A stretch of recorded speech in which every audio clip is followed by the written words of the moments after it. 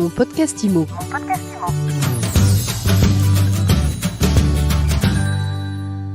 On s'intéresse aujourd'hui à un nouvel entrant sur le marché immobilier en France, sur le marché des réseaux de mandataires avec EXP France. Et on en parle avec Samuel Caux. Samuel, bonjour. Bonjour. Ravi de vous recevoir dans mon podcast IMO.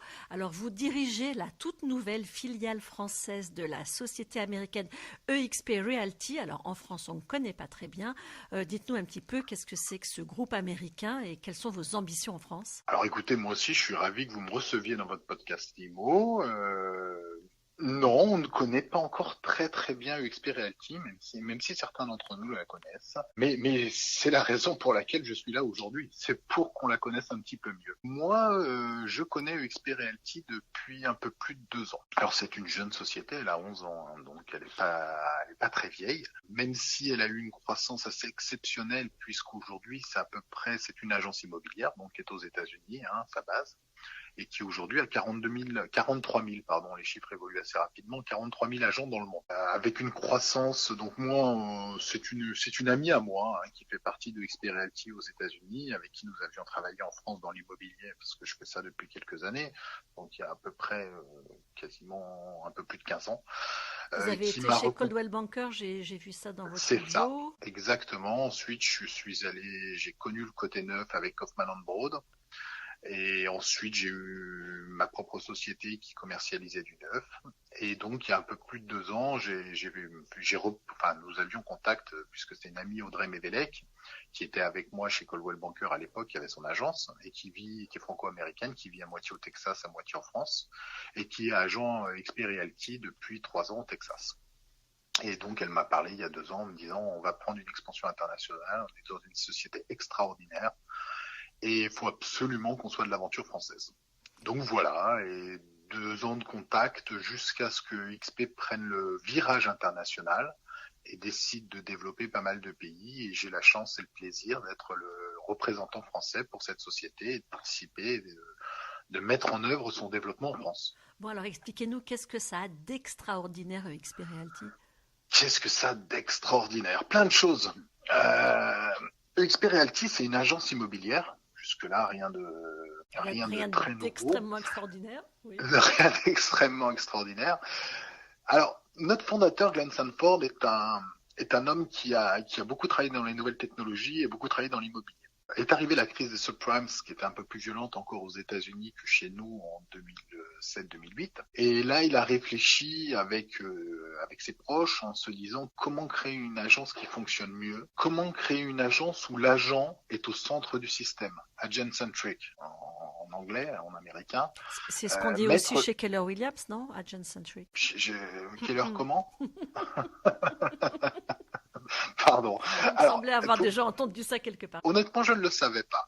Aujourd'hui, Monsieur Stanford est passé aussi par Keller Williams, donc peut-être qu'effectivement il y a une empreinte. On s'inspire toujours des meilleurs, donc c'est une bonne chose pour faire mieux en général.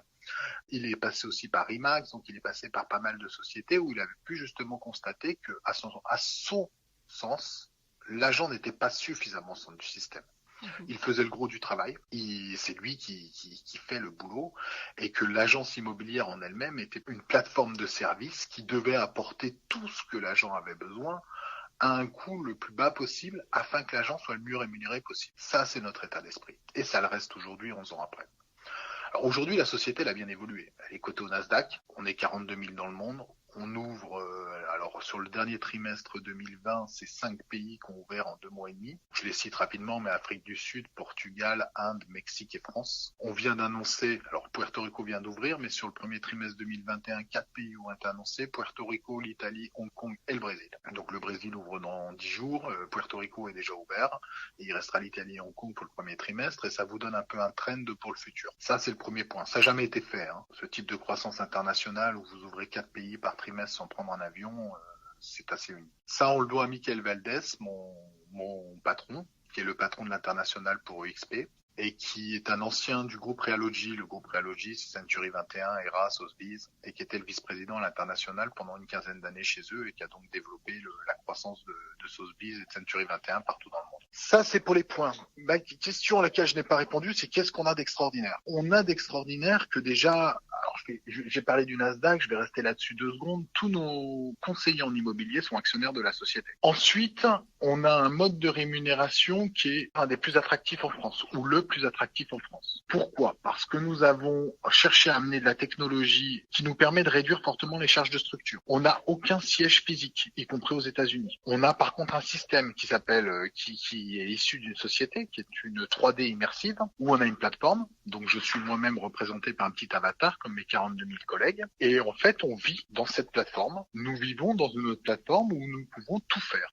Alors tout faire, ça va de la formation, du coaching, d'aller rencontrer les différents services, les RH, la comptabilité pour un problème de commission, la technique qui va prendre la main sur votre ordinateur. Bref, vous vous promenez avec votre avatar, on est sur une île, vous avez l'immeuble de la France, et l'immeuble de l'Australie, l'immeuble de l'Afrique du Sud, vous n'avez aucune frontière. Vous avez l'ensemble de vos services qui seraient représentés par un 0800 dans pas mal de sociétés qui sont là. Vous avez l'ensemble du personnel. C'est-à-dire qu'il n'y a pas de siège social physique aux États-Unis. Tout est dans le cloud. Tout est dans le cloud.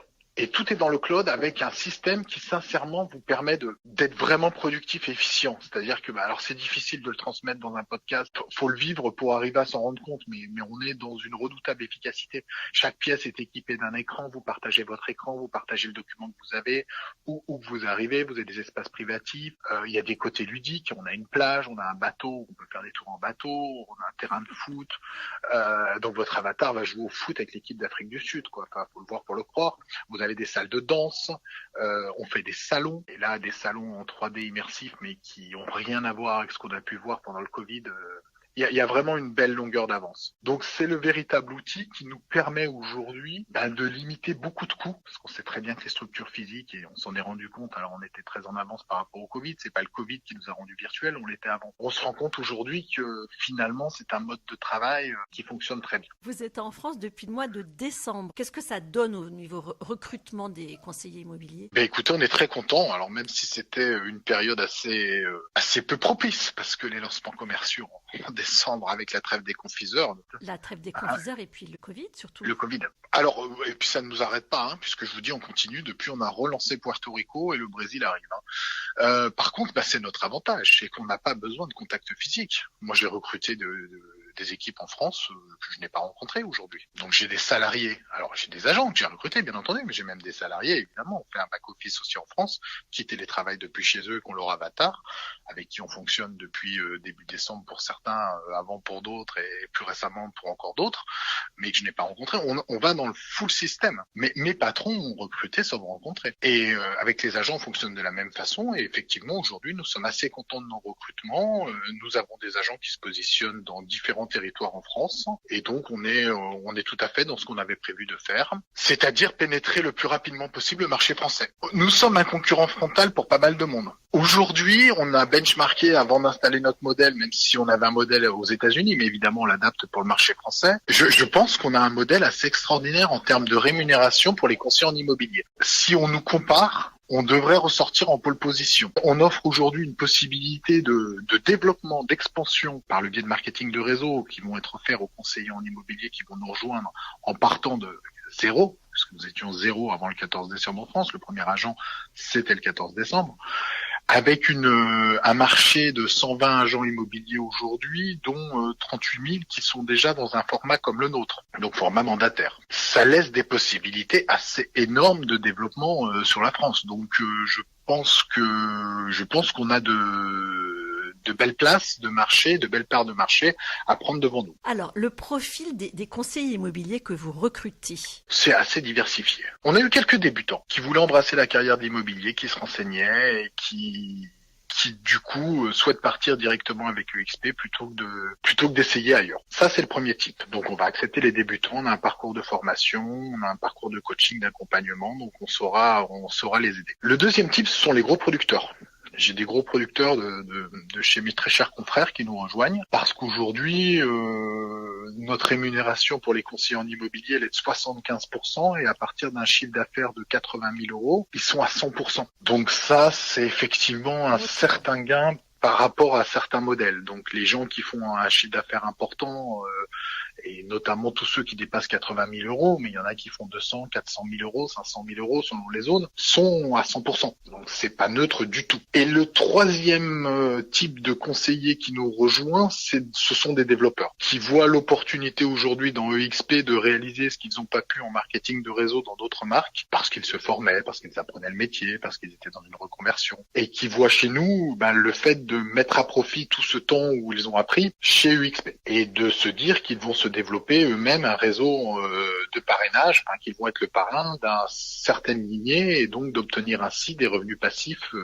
conséquents. Alors, combien ça coûte de devenir conseiller immobilier EXP ? Demain, je me reconvertis, je veux devenir conseiller immobilier. Mais c'est une excellente idée. Nous pouvons en parler offline.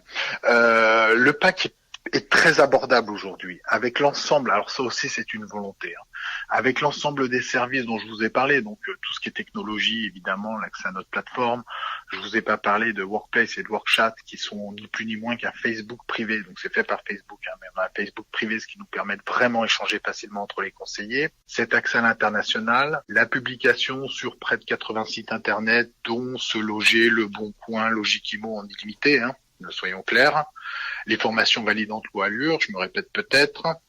Là, on va être à 100 € hors taxe au moment de l'inscription. Ça va comprendre votre habilitation carte blanche, l'attestation d'habilitation, donc qui vaut 55 €, plus le premier mois. Donc on va dire que c'est neutre. Et ensuite, ça sera 50 € hors taxe par mois. Bon, mais alors dites-moi, le timing, franchement, il est bon pour se lancer dans l'immobilier, selon vous ? On est quand même dans un marché au plus haut qui est en train de ralentir. Et vous pensez que du coup, on va plus vendre ?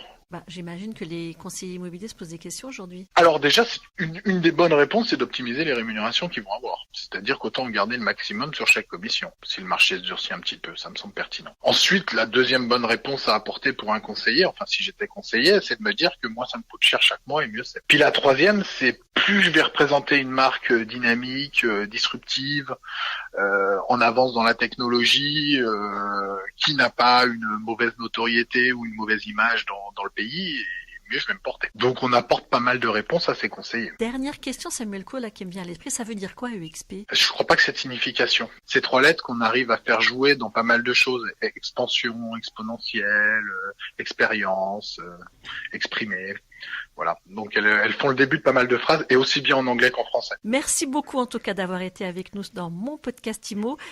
Je vous remercie du temps que vous m'avez accordé et à très très bientôt, avec plaisir pour vous parler de notre progression dans ce pays. Mon podcast IMO.